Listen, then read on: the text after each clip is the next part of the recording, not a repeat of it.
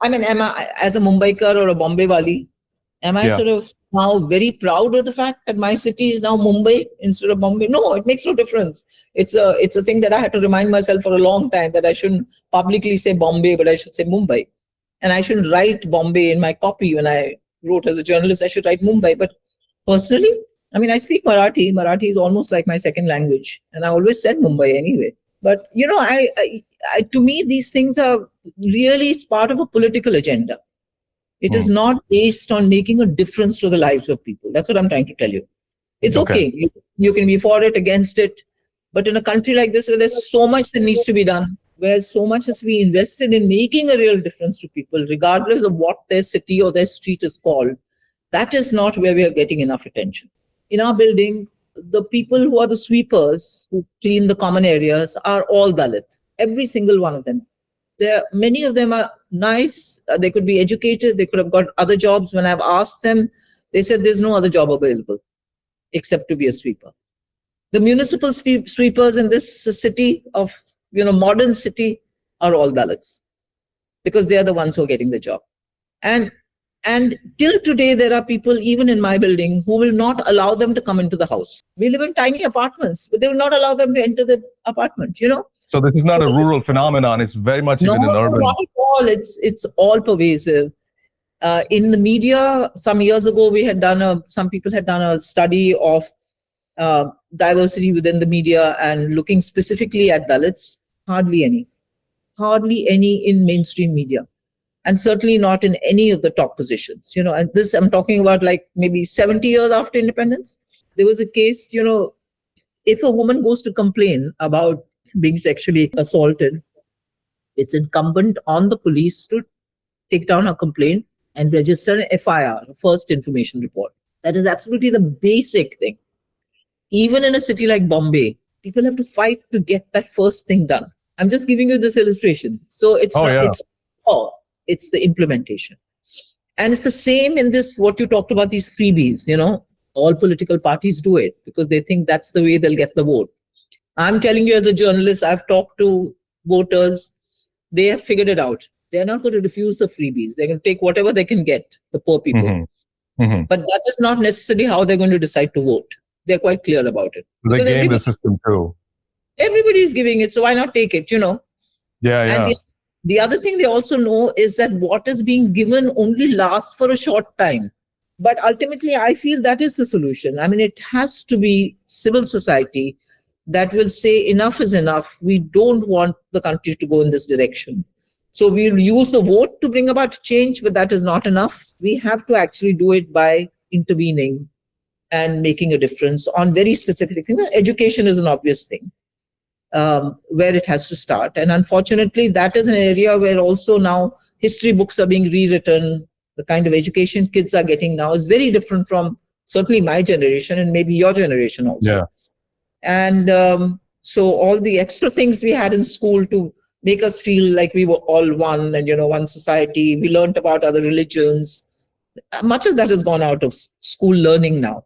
So children already grew up ghettoized in a sense in their little pockets. And social media has, of course, exacerbated everything because, it's an unlearning of whatever they may have learned. So it's become a much more difficult. So there's no one solution, but I do believe that one shouldn't give up. I mean, I certainly feel that even as a journalist, I refuse to just say that there is no space to write the kind of things I'd like to write.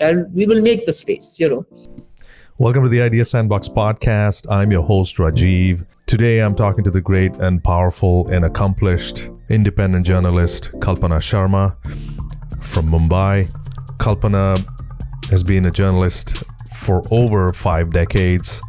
She's written several books, is a visiting professor at UC Berkeley School of Journalism, won several awards, and so on. She was gracious enough to give me time to explore my curiosity about renaming cities in India. We've been renaming cities in India since the 90s at a steady clip. More than 20 major cities have been renamed. So I wanted to understand from somebody like her who's intimately connected with Mumbai and India, Mumbai, which was incidentally renamed to Mumbai from Bombay, to understand the impact and what the real reasons are. Is it truly reclamation of our cultural heritage? Is there something else at play, and so on? And what it costs the average taxpayer when these cities change names, and some of the intangible costs as well. I am super privileged and honored that I got to spend a bit of time with her and chat about these things. I don't know why she gave me the time, but I think I did my best to kind of explore my curiosity with her. It gave me a lot of pause, and I am, again, so honored to have her on the Idea Sandbox podcast. Please give me some comments, some feedback. It could be constructive, it could be destructive feedback. It's all right. I'm trying to grow. I'm trying to be a better thinker, podcaster, and so on. Love and peace, the Idea Sandbox.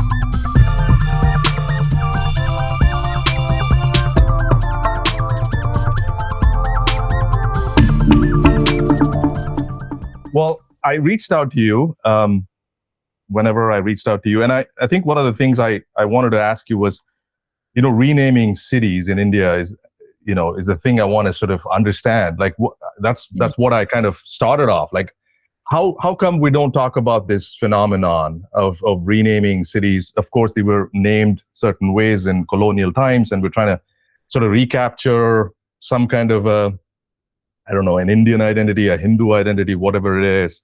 So I kind of went down the rabbit hole and I said, all right, has anybody quantified what it costs, the taxpayer? Because ultimately the taxpayer kind of pays for this stuff, right? So Bangalore was named Bengaluru. So I built this AI program that can simulate and sort of understand, given all of these multitudes of areas, name change effects, everything from government and administrative stuff, transportation, education, healthcare, legal and judicial, blah, blah, blah. The list goes on, something like 10 or 15, like say broad areas. It came out to be something like $20 million US, which is roughly 172 crores in Indian rupees. Wow. I mean, this is just the direct costs. This is not even the indirect is a whole other ballpark. Yeah. So, we're doing it left and right. And there's a lot more on the table. And you wrote, I don't want to misquote you, but I think you wrote in your book, this is the disease of renaming Indian cities, is the word you used.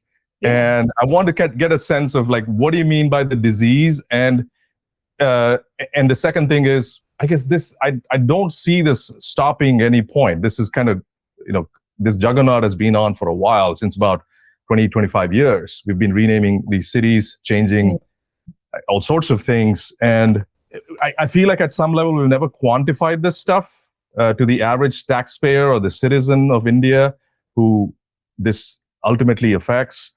But I can I interrupt here? I think, please. The issue of cost is a very minor part of it. It's even though we are a poor country and we shouldn't be spending money on things like this, I think the issue is that it started off with this belief that in order to overcome the impact of colonialism, and at that point it was only described as the British period, one had to shed many of the things that were imposed by the British. Okay. Yeah. So as part of that, the early name changing, Madras became Chennai, Bombay became a little later Mumbai, and a few others. That was part of that belief, But and it was political, obviously, because the people in power at that time, a lot of it was the Congress party, but also other parties. I think it was equating, bringing about these kind of what I would see almost like superficial changes as signifying that India has now moved beyond colonialism, and it's becoming its own country. But India, of course, was still India. It hadn't been, even though in the constitution it says India, that is Bharat, officially it's not, when our delegations go abroad, they don't say Bharat, they say India, Yeah. So the biggest change would have been if they had said, like, Cambodia became Kampuchea, if at that point, as part of this whole process, they also took out India, which is, an anglicized, an English word.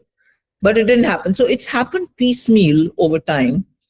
And it seems to accelerate more when there is a party in power which believes that its legitimacy is based on convincing people that this is an important thing to actually put away all vestiges of colonialism, even to the point of even removing some of the structures, buildings in some instances. Luckily, in Bombay and Chennai, this hasn't happened, nor in Bangalore.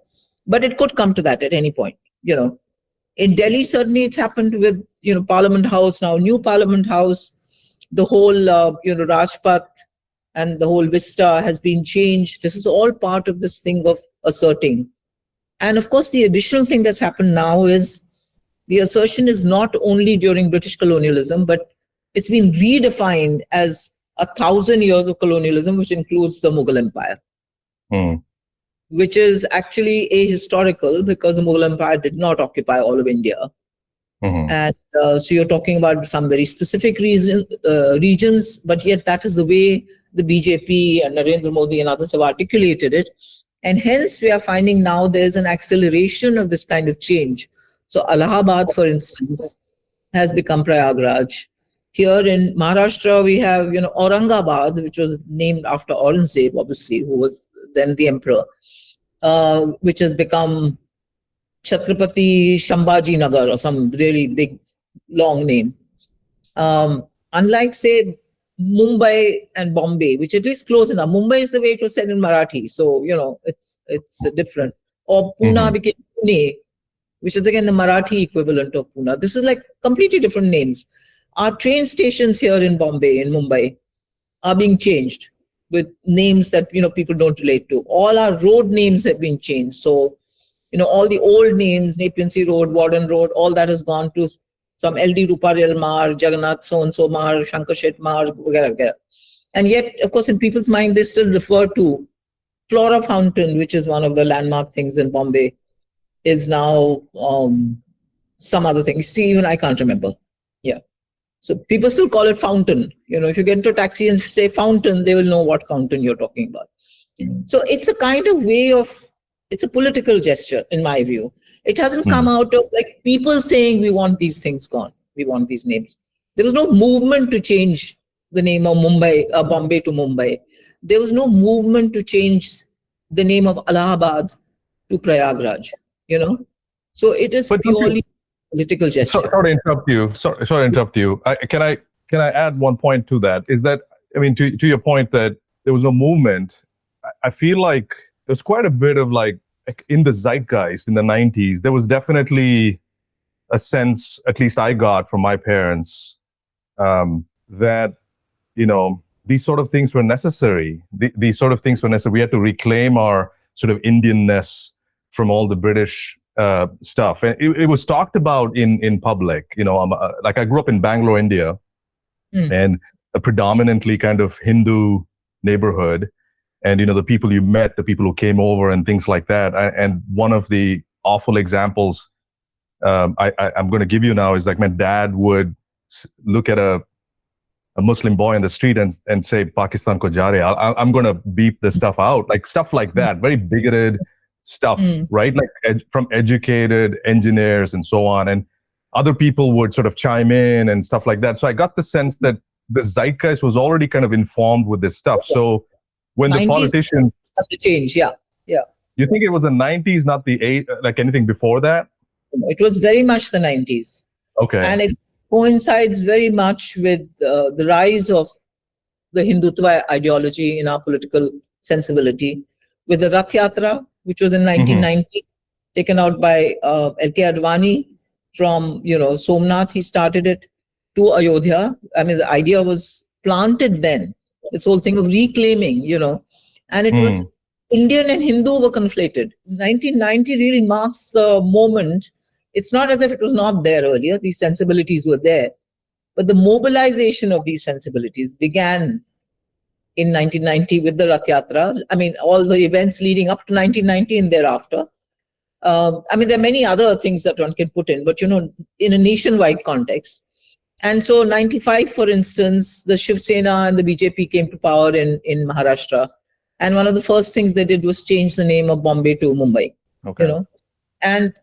and then it went on after that. And now the change of names has nothing to do with the British. Now it is the Mughals. Whatever has a Muslim sounding name, they have to change it and Hinduize it. So that's what I'm saying. The conflation of Hindu and Indian, that process began then. And the definition of colonialism is not just British colonialism, but the Mughal Empire comes in as part of the understanding of the BJP and the Hindutva plot as India being subjugated. It was not all of India. Some parts of India was subjugated as a whole by the British, yes, which included Pakistan and Bangladesh. But certainly during the Mughal Empire, it was a very specific area that the Mughals ruled in. And it was not all of India, But then this conflation of history and all has led to this acceptance that is the way it ought to be. And, the cost is never discussed. Mm-hmm. And what difference does it make to our lives, what these places are called, Is it really... How would you push back again?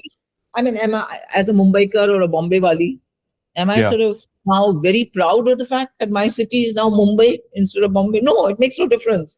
It's a thing that I had to remind myself for a long time, that I shouldn't publicly say Bombay, but I should say Mumbai.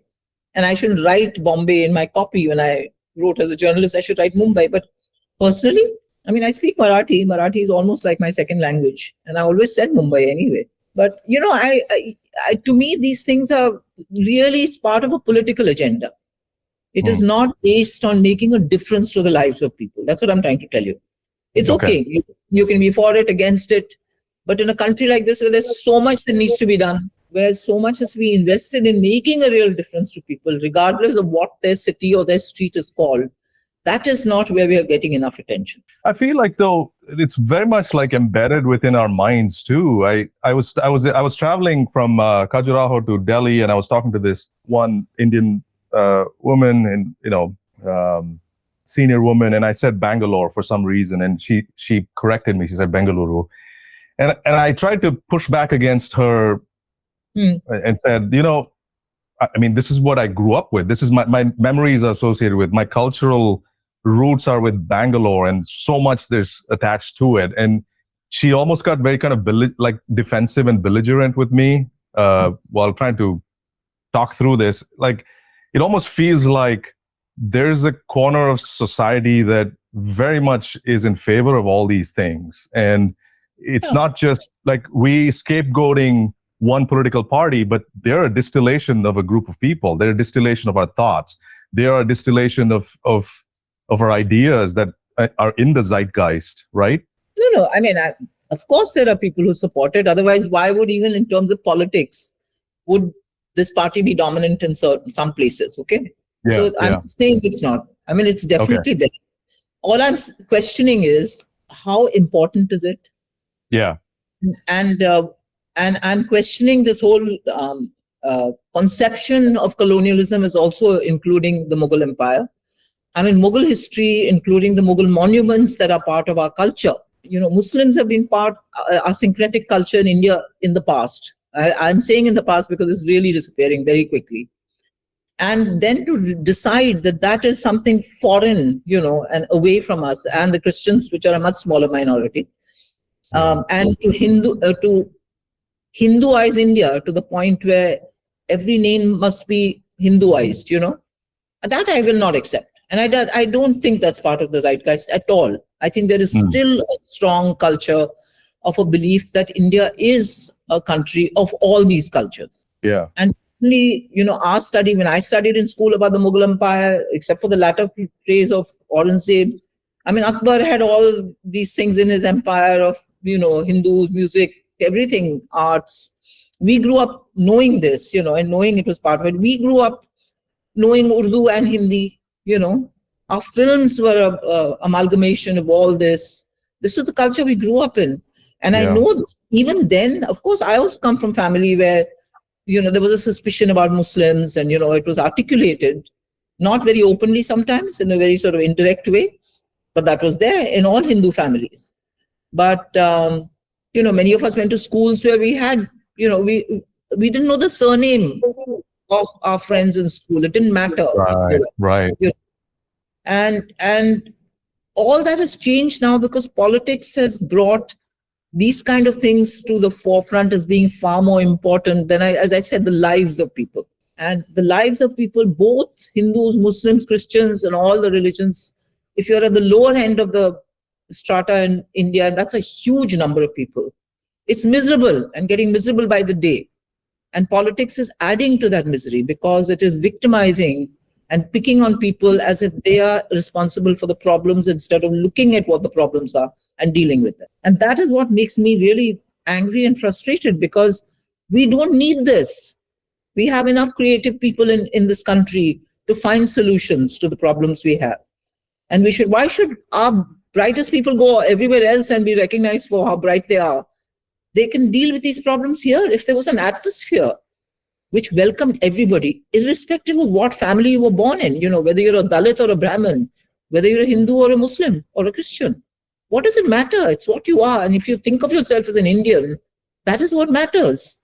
And somehow that's just completely gone out of the window. Only Indian Hindu, that's it, And we even have a law now, as you know, the Citizenship Amendment Act, which says if you come into India, only the Muslims are left out. Every other religion is welcome. I mean, how can this happen within, 75, 76 years of independence? This is completely wrong, unacceptable. Okay, so I'm going to say something, playing devil's advocate or trying to steel man what people would push back. One of the things I feel, this is one of my pet projects. I've been trying to read up on the caste divides in Indian society. This construct is 3,000 plus years old. Which never gets talked about enough in the kind of popular circles.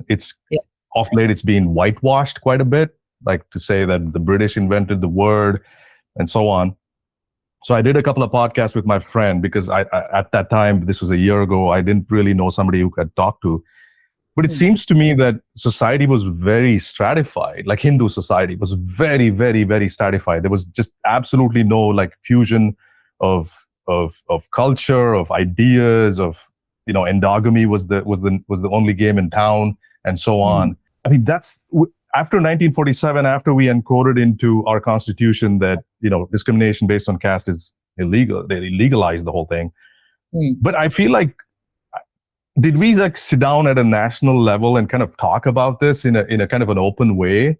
That how Germany did after Nazi occupation and so on. Like, are we due for something like that, Kalpana?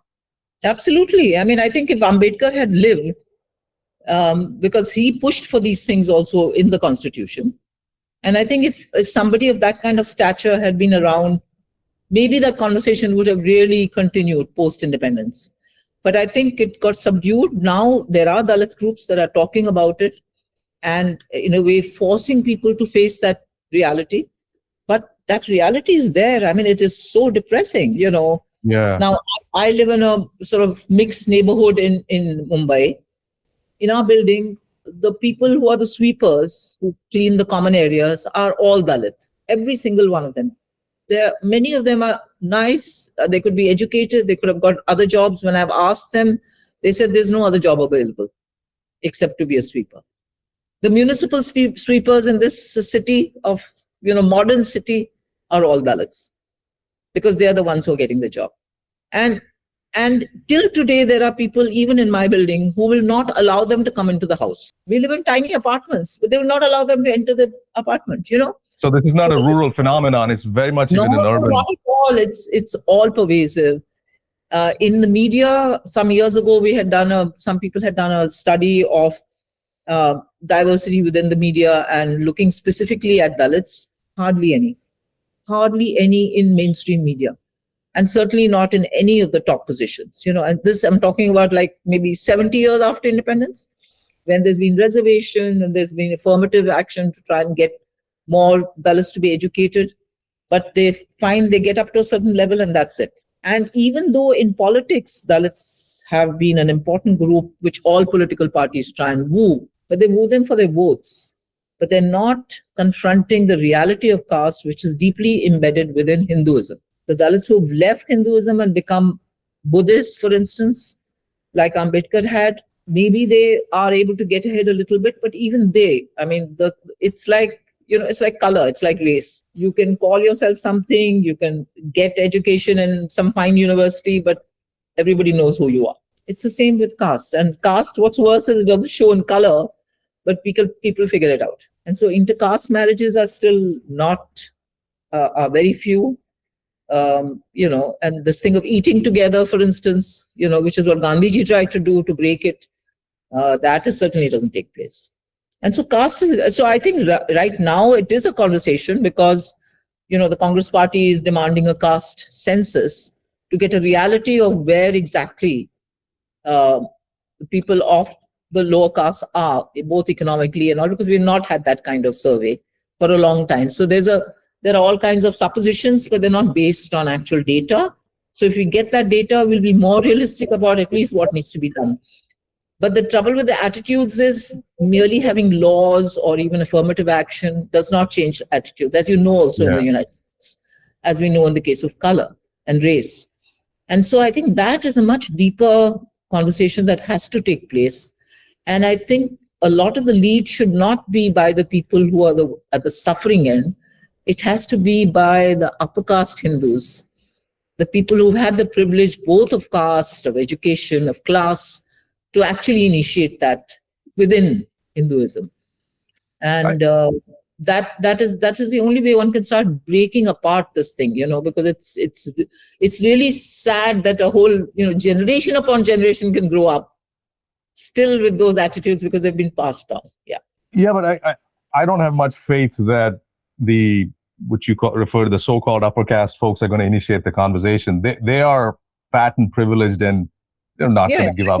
I don't have faith either. I mean, I'm saying that's the only possibility. I'll tell you the biggest disappointment has been the tech industry in the US. And the fact that in California, they had to fight for this thing of caste discrimination.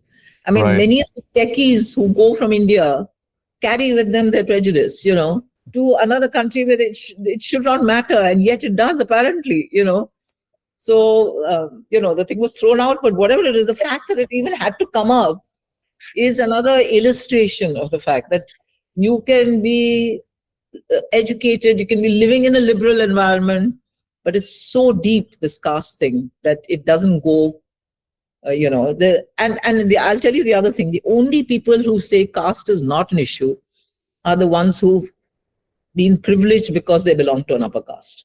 Right. Because caste is not an issue for them, obviously. So whenever caste is raised, people will say, "Arey, why are you raising this? It's not an issue." Who are the people who are saying this? But it takes, I even here in the Midwest I feel like it's also partly, it takes two to tango. It's also like when you say lower caste, upper class, like the lower caste people, like including myself, I try to not use any kind of language to hint at some kind of ranking system. Like, because if I'm going to use a rank, then it automatically tells me, in a sense, or if somebody uses that kind of language, that we're accepting some are less than others. So I think much of that political correctness has come in, and people are not talking. Not political correctness, but it's also it informs your thoughts, right? But that's the reality. The point is, I agree. We can call them economically weaker sections. We can call them the marginalized castes, all those things. But in the minds of people of the entitled castes and classes, they are lower.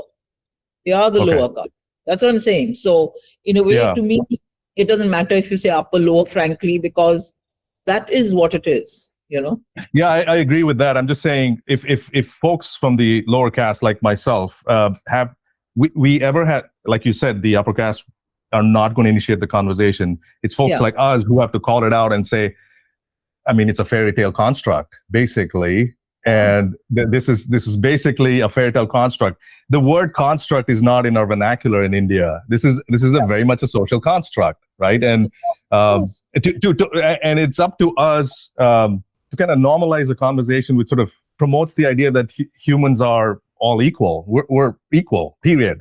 And I guess we never encoded into our constitution that all men are created equal. Correct me if I'm wrong here. But I don't think we have that line here, at least in the Declaration of Independence in America. We have all men are created equal, endowed by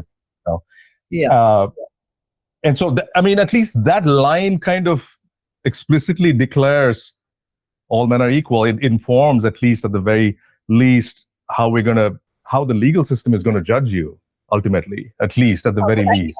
In India, even if those precise words are not there, the fact that you have Indian citizenship once we got independence means, and everybody has a vote, means that we are all equal on paper, right? And untouchability was outlawed. All those laws were brought in also to ensure that those things were not used against people who, were considered to be a lower caste in the Hindu hierarchy. So I think on paper, the Indian constitution has everything. But as I'm saying that, we've learned this even in terms of women's rights and laws for women, women's safety, etc. You can have the best laws in the country, but our criminal justice system is so skewed against especially poor people and poor women that there is no justice for them. Whatever changes in the laws we fought for in the 80s on rape, lately on sexual harassment, every day there are stories. And we've had this recent incident in Kolkata and of this junior doctor who was raped and murdered right there in the hospital. So that's what I'm saying, that, I think the conversation has to move beyond just either tinkering or changing laws. I think it's a much more deep-seated problem in our society, which I don't think enough people, I think there are people who are talking about it, who are writing about it, who are fighting to bring about change. There are many civil society activists who over the years have stuck to this and have really worked at it. Absolutely. Yeah. But I think, our politics has become so poisoned now. And I'm saying now, it's been poisoned before, but it's reached a point where I honestly don't know whether in my lifetime it's going to turn back. Because, once you push hatred and othering of whole sections of your society as part of a political discourse, then to reverse that is very difficult. Yeah, you as a journalist obviously are sensitive to this, that we've kind of made certain words just taboo. Like the word secular is just taboo anymore. I can't, if I use that word, I am so quickly, kind of put into a category or a bucket that I'm just, right. And it's like, if we... I know. And it's like, you as a journalist, I'm probably acutely aware of this more than anybody else, because the names, the meanings of words have kind of been corrupted in a way far away from what they were originally meant to be. And I think, I don't know, I don't want to dwell too much on this. I want to move to the next thing I want to talk about, is that this is going to be tough, because I didn't expect the conversation to go in this direction, but it's okay. It's great to talk about it. One of the things I was always bothered about, in a state assembly, for example, was that what do politicians do? There's a lot of freebies given out to certain groups of people. They're wooed as a voter to vote for one party over the other, and so on. There's all of these things happening, and they're hitting you at 100 miles an hour. Like every day there's something breaking, and you barely have any kind of, moment to sit back and what did the government do? What bill did they pass? How are they legislating and so on? How are they spending our money, taxpayer money? Mm-hmm. And so I went and pulled up one of the bills from Lok Sabha. One of the bills, that was a water protection bill or something like that. That was passed earlier this year. And I tried to look through it. It's half Hindi, half English. There's a lot of legal jargon in there. There's like codes, things that I have no clue what that is. As an average citizen, I'm looking at it like, WTF is this? Like, what is it? How does this impact me? So I'm like, as being a tech guy or a technology guy, I've been building a lot of AI applications, and I'm very bullish about the technology in terms of how it will help humanity, in the sense that it gives each one of us incredible amount of power, and I'll try to articulate what that is. It's almost like I have a team of 8 research assistants or interns working for me. It's incredibly powerful, plus the vast access to the vast internet. So what I did is I created a quick tool. If I put in a bill that's in Hindi and English, tell me so this is a very grand idea I have, and just humor me, Kalpana, on this. The grand idea I had was, okay, so there's a bill passed, there's this document that captures the essence of it. Okay, there's like 25 page or whatever, it's a PDF. how do I know what the hell that is, right? So I created this AI, which was basically break down the whole, like from English, Hindi to English, and it translates all of these things. It captures the essence of it, distills the key ideas, and then goes and tries to capture all the historical things that were passed in this sense. Because I remember in your book, you make this point in the Dharavi book that this institutional knowledge is just kind of squandered. We just kind of forget. We have amnesia.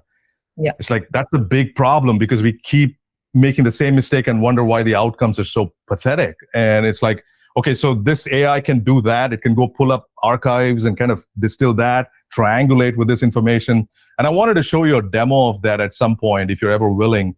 But I guess because I have it ready, it's right there, and I'm so excited because I had to pick my jaws off the floor, Kalpana. Honestly, it's like within a minute or 2 minutes, it was able to kind of.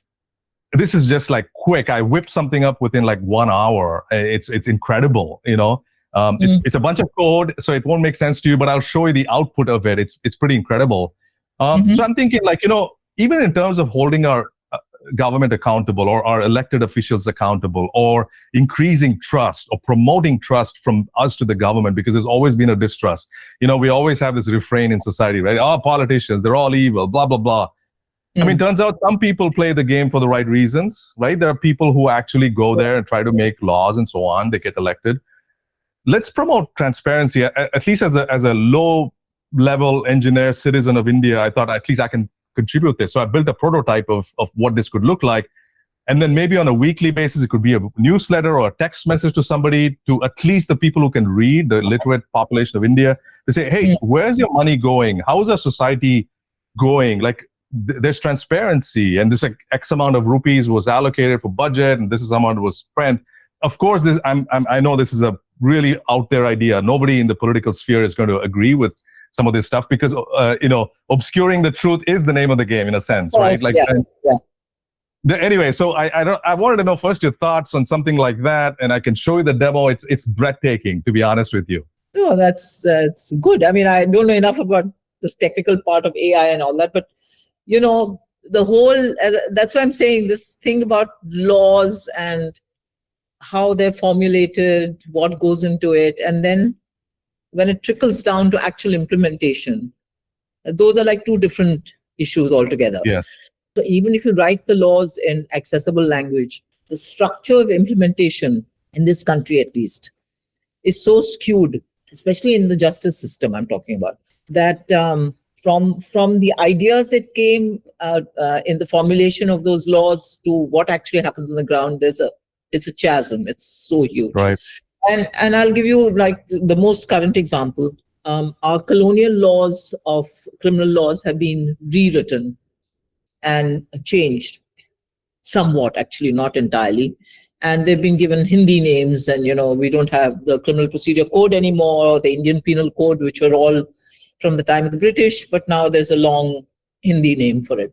But already stories are coming where on the ground, the local police station does not know. They still refer to the old sections of, Section 304 for murder, for this one, for that one. And they talk about IPC and CRPC because, law has not trickled down. There are certain conditions they have said in the law that the police on the spot have to do. Those are not done. Even the simple thing, just yesterday, there was a case, if a woman goes to complain about being sexually assaulted, it's incumbent on the police to take down her complaint and register an FIR, first information report. That is absolutely the basic thing. Even in a city like Bombay, people have to fight to get that first thing done. I'm just giving you this illustration. So it's the implementation. And it's the same in this, what you talked about, these freebies, all political parties do it because they think that's the way they'll get the vote. I'm telling you as a journalist, I've talked to voters, they have figured it out. They're not going to refuse the freebies. They're going to take whatever they can get, the poor people. But that is not necessarily how they're going to decide to vote. They're quite clear about it. They game the system too. Everybody is giving it, so why not take it, Yeah. And the other thing they also know is that what is being given only lasts for a short time. Right. So I'll give you another example. In the name of cleaning up the environment, for years, from the 80s, it has been felt that we have to find a way of stopping the use of fuel wood for cooking, and poor people were using either coal, but coal was more expensive. Fuel wood you could just break, especially if you live near a wooded area. And people cooked on the chula, the traditional chula. Women cooked on the chula. They were the ones who were suffering the consequences of that because of the smoke. But the environment in general was, of course, because, that kind of burning of wood also led to soot and, other kind of problems. So clean energy was compressed natural gas, that CNG, and LPG, liquefied petroleum gas, LPG cylinders. So every government has had this thing about giving away or subsidizing these so that poor people switch to using LPG. So the latest scheme has been what is called the Ujjwala scheme, where a poor woman is given an LPG cylinder and a subsidized amount to buy the stove with it. So many stories have been done by journalists where they've shown that, of course, they're very happy to get that cylinder, but they don't have the money to buy the next one. Or they're located in a place where the next one cannot be delivered. The first one is delivered with great fanfare. Pictures are taken, shown that this is being done.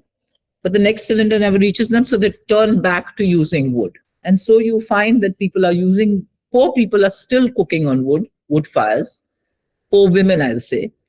And sometimes that cylinder is just kept there.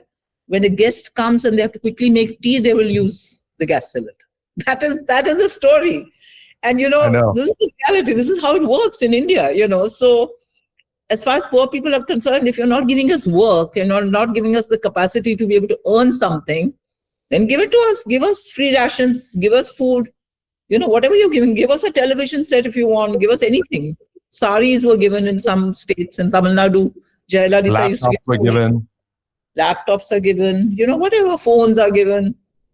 But it doesn't make a difference to their lives, because what they need is the work or the capacity to earn or investment so that they can either live off agriculture or they can, have small businesses. Those are the kind of things that can sustain poor people, and not the occasional, freebie that comes their way.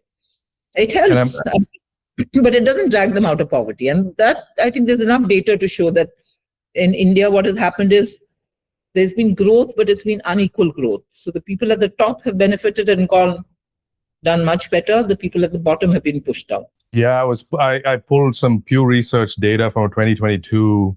It is quite breathtaking, Kalpana, because they talked about post-COVID, the middle class shrunk from 99 million to roughly 66 million, so by a third almost. Yeah. And the income cohort of earning between $10 to $25 a day, if you extrapolate that, it's roughly about, I think it's something like 8,000 rupees to 25,000 rupees a month, roughly. Yeah. That cohort is about 1 billion people, and I'm talking on the lower income. We're not talking about poverty levels and things like that. Yeah. This is, that is a breathtaking number, right? Like 1 billion people living in this massive cohort. But oh gosh, what was I going to ask you? Therefore, I was saying that it's great. If you come up with something that will make people understand what the law is, I'm very glad. The more transparency that people can question. Let me. Well and good. Yeah. Okay. Let me share my screen here, and a Lok Sabha bill. I'm sure you can see this, and it was somewhere in 2024. It has a lot of Hindi jargon in it, and it's got, as you can see, as I was saying earlier, there's all these, a lot of jargon, legal jargon, and so on. And there's obviously a lot of stuff. So what I'm doing is I'm feeding it into my artificial intelligence agents and asking them to kind of crunch it up. And anyway, it will finally give me a text report at the end of it, kind of capturing the essence and the highlight of that bill. And what it is, and I'll show you. I've already run it, so you don't have to sit there and watch it. Basically, it says the Water Prevention Control and Pollution Amendment Bill of 2024 will have significant impacts on the average citizen, improved water quality, blah blah blah blah blah, and then decriminalization of offenses. And so it says why they're decriminalizing it, and then it goes into penalties for who's actually will bear most of the penalty. there's an environmental protection fund, and there's industrial exemptions, streamlined enforcement, and so on. And I was thinking, so you get the idea, I guess. So this is what the AI has done. It has simplified it into the. Correct. The AI went through the whole bill and pulled information from even other countries and even our, historically speaking, our like past bills and so on, and just distilled everything into that benefits the transparency for the average citizen. Very good. And it goes on. It's like it's really comprehensive, but it's also kind of very approachable English in a sense. Very very. And it also kind of like gives me like a kind of a wise person. It says, in conclusion, while the immediate effects of this amendment might not dramatically be visible to the average citizen, the long-term impacts could be substantial. Citizens can expect gradual improvements in water quality. Blah blah blah blah blah. So it sort of gives us a kind of a distilled sense of what it is to kind of think about these things. I was thinking maybe this could be integrated. It's very easy to integrate, by the way. Integrated into some news, like a newsletter every week, or even a text message to give the bang bang bang bang bang what the highlights of the bill are and so on. Anyway, so that's and to build to. I'm not a. Let me stop presenting here. Yeah. This was fairly straightforward for me to build, Kalpana. I mean, this is some of the knowledge I gained, thankfully, from my technical training and stuff like that. I guess my point is that this is well within our reach to do something like this, and a variety of different things. And I was thinking, like, how would you? And I'm biased. I have a technical background, so there's a technical bias. There's use technology to solve societal ills and so on. That kind of a mentality I have. I don't know. Like, how do you think we can take something like this to the broader scale? What do you think would be something, how do you think something like this would help? Like, extrapolate this to other things if you can. Like, let's go across state assemblies and things like that. What do you think? Is this a good direction to take? Should I try prototyping it because I really want to? And the reason why I'm bringing it up to you, even though you're a journalist, I mean, this impacts all of us, and it's like that's one thing I've struggled with. Like, hopefully, you could help amplify something like this, and I want to really kind of at least be part of the solution. And I hear bad news all the time, as you imagine, as you mentioned earlier, and it's like I am sick and tired of this bad news. I want to, sort of. So there are two organizations. I mean, there's something called the Association for Democratic Reforms. I don't know whether you've heard of that, ADR. So I can send you their contact. Okay. And, because they look at, things that are happening, laws that are brought in, all these kind of things. So they might be interested in something like this because they do reach out and explain to people what is actually going on. And there's another one called, I'll try and it's a former Secretary for Parliamentary Affairs who set it up. His name is PDT Achari. And he's just written a very good piece in the Hindu a few days ago, which I shared on X, on this one nation, one election issue, because he really understands the whole parliamentary system and, the way it works and so on. And I know that he has an association. I think it's called PRS, but I'm not sure. I'll check. But these are organizations that are there consisting of people who are former bureaucrats or people who worked within that system. Okay. But who have tried to intervene and get across to people what is actually going on, So ADR has, Association of Democratic Reforms has newsletters that it sends out regularly. For instance, there is a law that anyone who stands for parliament or an assembly has to declare their assets, right? And they also have to declare if there have been any cases against them. But people don't know. So ADR puts that together, It puts in assets plus somebody who's been charged with rape and murder and blah and blue, whatever the cases against them. And some newspapers do use it. Indian Express, for instance, uses it and puts it out prominently when an election is taking place. And I think it's part of what a democracy should be. People should know who these people are who are claiming that they're going to represent us. So I think it's the same thing with the laws, because all these laws are being done somewhere else and people don't know, And there's not enough of that kind of. So I think this would be a very useful tool and people might be interested. So let me think of 2 or 3 names and I'll send them to you. I appreciate it, Kalpana. I really appreciate it. I mean, I'm building all sorts of these tools for a variety of different. I mean, it's not talked about enough. Of course, you've probably heard of ChatGPT, but this is a different, like, a variant of that, and it's built on this thing called agentic infrastructure. So these are agents working on my behalf with my intention of what it is, and it's not like sitting down and programming a lot of things. This AI kind of figures it out for you.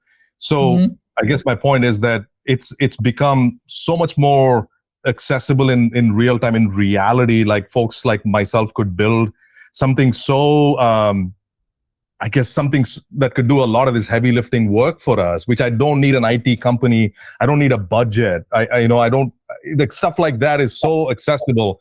I mean, at least we have the tool. I can demonstrate it. I'm actually building another tool.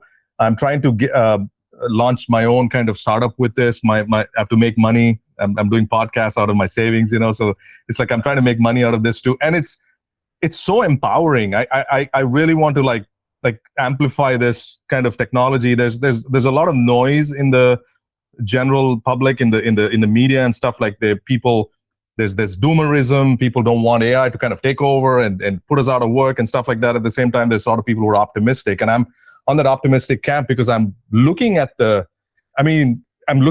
fruits of it. Like, some average dude in the Midwest, I have this kind of power. My God, like, a lot of people can do this. And one of the things I'm trying to do is to make it so user-friendly, just completely remove the tech side of things so it doesn't, like, intimidate folks. They can use this tool for a variety of reasons. But anyway, I thought I'd share that with you. Yeah. No, I'll send you and in case I forget, please send me a mail and remind me, because, Please, absolutely. I appreciate it. The other thing I wanted to, like, touch upon is, like, this is something that always bothered me, never felt like people talked about it, is like, there's the bullying culture in India, and the violence in public life is so normalized, Kalpana. And I feel like it doesn't get reported as much.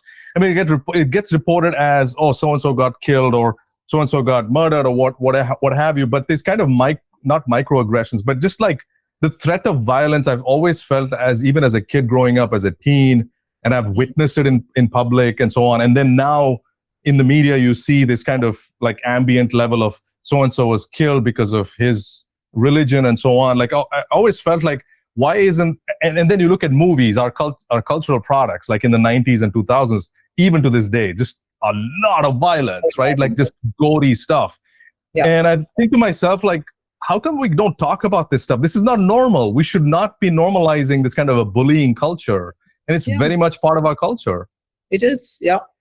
So, actually it brings us back to where we started, because I think, we've deluded ourselves in India, thinking that because Gandhiji led a non-violent movement, so we are non-violent people. We're not. Gandhiji based his strategy on non-violence, knowing that we are a violent people. Oh, really? Yeah. Okay. Okay. I thought. Well, let me. I'm not surprised at what you said. I thought it was more that he didn't want us to pick up violence against the British. That was it. He didn't. It was a strategy, and it was a smart strategy, but it was also okay.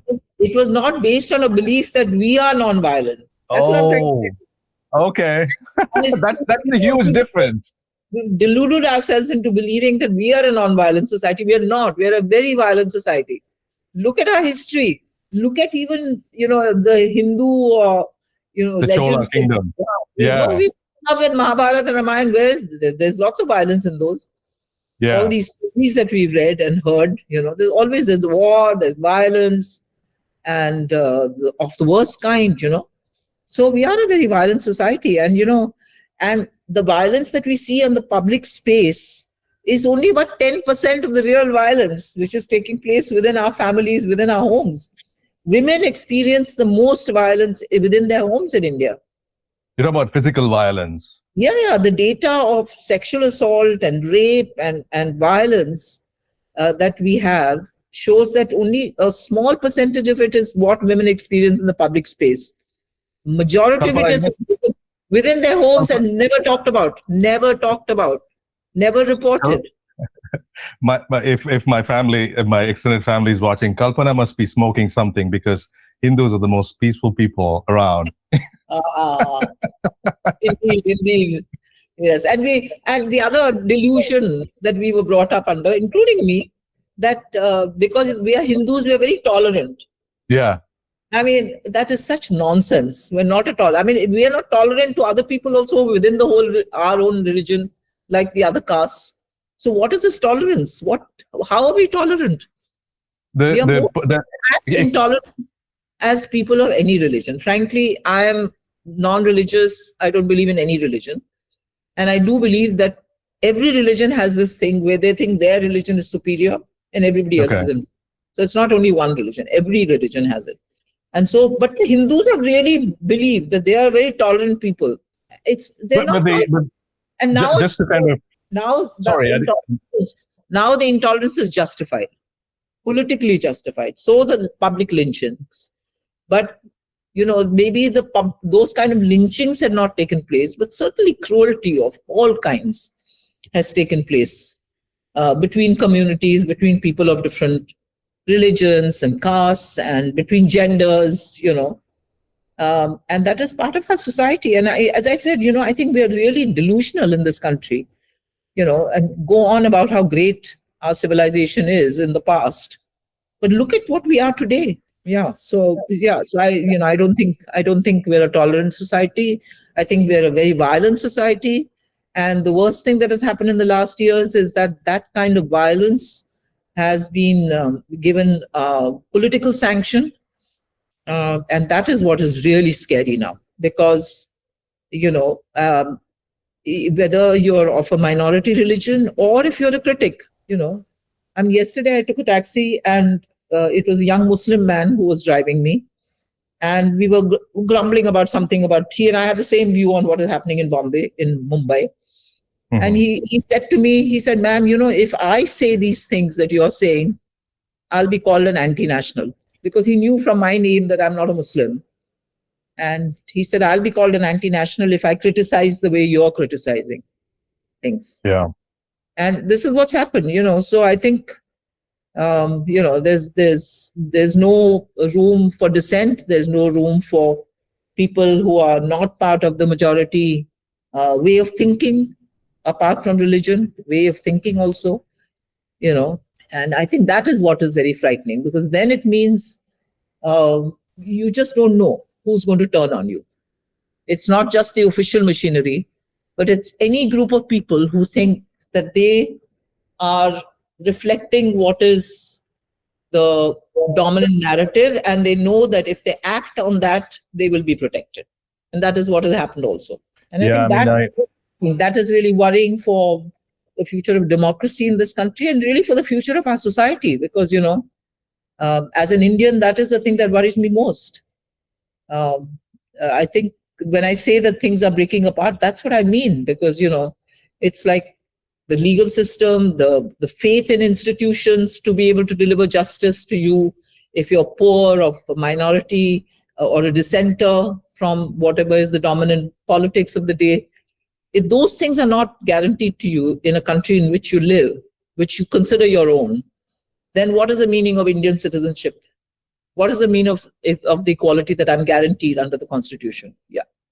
That is a question that many of us ask now, because... Yeah, we're definitely bombarded with so much on WhatsApp University. I, in fact, did I did a podcast with a person who exclusively studies WhatsApp misinformation, and that is, in my opinion, one of the mothership of this kind of hatred, right? It's stoking all these kind of, and it's a hard problem to solve, because it's a very encrypted platform, so you can't really moderate things, you can't really look at it.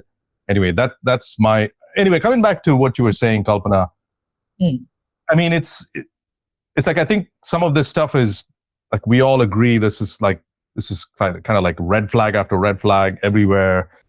How can you, if you had to put aside your journalistic hat and say, all right, this is how we can solve this problem. Like I always harken back to like something like the European Enlightenment movement, where they rejected the power of monarchy and they rejected the clergy and all of that stuff, and the spread of enlightened ideas in the West, at least to some degree. Like things like all men are created equal. can we do something like that to heal this divide? Like at some level, I feel like we still, regardless of the political party or not, we still have this kind of like the hierarchical like thoughts about, ranking in humans. We have all these ideas about less of a human and more of a human and so on. That's the mothership of bad ideas. And the one way to solve this thing, when I look back at, again, the European Enlightenment, it seems like we had a debate of ideas. And these ideas, when I debate with my friends, I can very clearly see that they've bought these ideas. They've completely kind of embraced these ideas of like, caste hierarchies and stuff like that. Some of these things are just kind of unerasable. Like they're just indelible in their minds. And it's like, unless we kind of address some of that in sort of a soft way, not through violence, not through legislation, because we have tried all of that, not violence, but at least legislation, it's still it sticks in our hearts. We're kind of convinced about these things. We need, of course, Ambedkar tried to articulate in his books and his writings and his talks and stuff like that, but it endures, right? Like, and I think it's just we have to keep our foot on the pedal with this thing and just crowd out all these kind of awful voices with our voices and have these kind of broader conversations. Talk to every corner of society. I don't know what you think about that. One of the things, conversation is a great instrument to get these ideas on the table and play with it and fight against these things, right? Like, would that be, like, let's say, a remedy, one of the remedies, or what in your mind is the best? What is the thing that can get us to the 80% and then we work to the 20%? Well, I don't think there's a grand solution, frankly, to any of these problems. In India, despite the fact that, again, the current government has been really hostile to civil society organizations that were working precisely, civil society organizations that were working precisely. Can you give me an example of that? For instance, they brought in laws which control funding for these organizations. So there's a law called FCRA, Foreign Contributions Regulation Act. With that, they have squeezed out money to many of the organizations that did not fall within the ambit that the government wants of the kind of work it would like done. So no questioning of these parameters that they have laid out. So these organizations, what are they doing? The Aman Baradari, meaning building bonds, different communities. Okay, after a riot, going there, trying to figure out how to. Harsh Mandar has been doing this for years. They've given income tax exemption that they had, that has gone. They can't receive foreign funds. So the groups that came up during the latter part of the 90s, the 2000s, even earlier in the 80s, many of them have been left really reduced to very small organizations because they just don't have the money to be able to get people to come and work with them. The way in the West, there are these large NGOs that do this kind of work, In the 70s, in fact, there were many young graduates from the IITs, from the Indian Institute of Technologies, who went to the rural areas and were teaching science. And with teaching science, were also trying to put forward a scientific temper and include that in the education system, working with state governments to change curricula, to create that curiosity. Oh, okay. Many of those organizations can't continue to exist, because of this. They're still there, but in a much smaller. Now, ultimately, this is what you need, because you need people from society. We need to feel that we need to bring about this change, and we have to get out there and do it. But when you have that hostility and trying to suppress any of that and seeing that somehow as endangering the state, when it is not. Of course, it is questioning many of the things, but it's not endangering the state.